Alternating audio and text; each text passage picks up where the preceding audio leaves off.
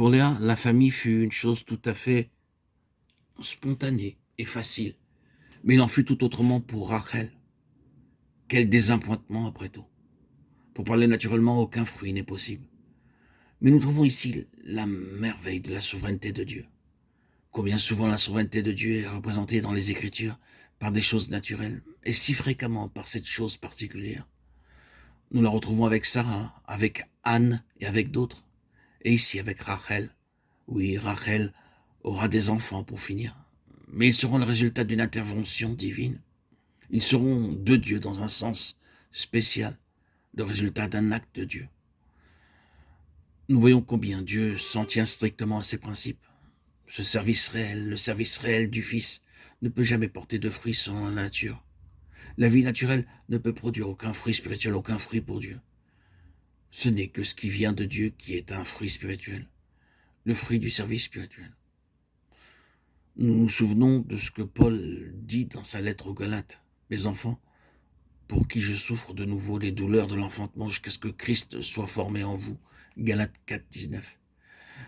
Les Galates étaient des enfants de Dieu, et Paul aurait pu dire, vous êtes des enfants de Dieu, vous êtes sauvés, tout est bien.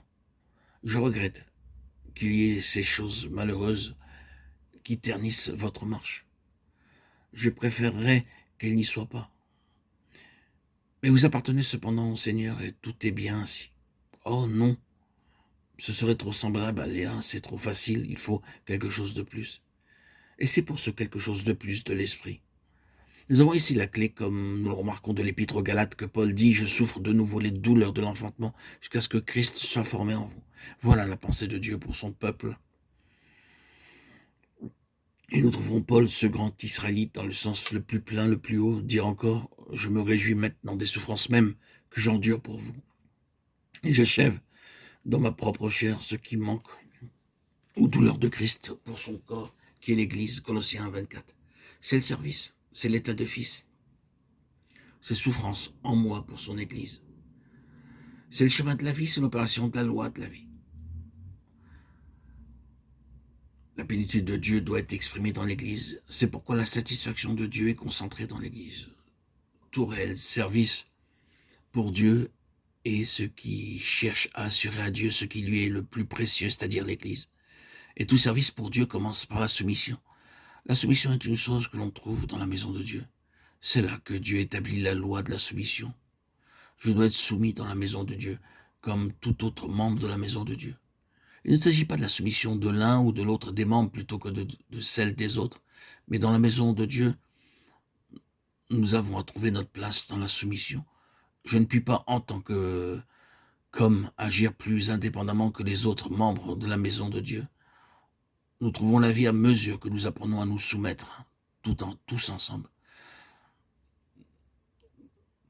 S'il n'est pas vrai que nous sommes soumis dans la maison de Dieu, nous ne sommes pas dans le chemin de la vie. Nous sommes dans le chemin de la mort. C'est la première loi du service. C'est en cela qu'est l'importance de l'Église représentée localement. L'une des choses pour lesquelles une assemblée locale sert Dieu, c'est qu'elle est la sphère où ses membres peuvent apprendre à être soumis au Seigneur. Nous savons que très souvent, cette soumission au Seigneur dans l'Église devient une chose très pratique et une chose très éprouvante. C'est le chemin de la vie, c'est là qu'est la bénédiction. Oui, c'est la maison de Dieu, c'est la porte du ciel. Jacob appela Bethel le lieu où Dieu lui avait parlé, Genèse 35, 15. Car c'est là que Dieu s'était révélé à lui. C'est la vie, c'est la porte du ciel, lorsque Dieu se révèle. Frères et sœurs en Christ, bien-aimés, chers amis, auditeurs, auditrices, que le Seigneur ouvre notre intelligence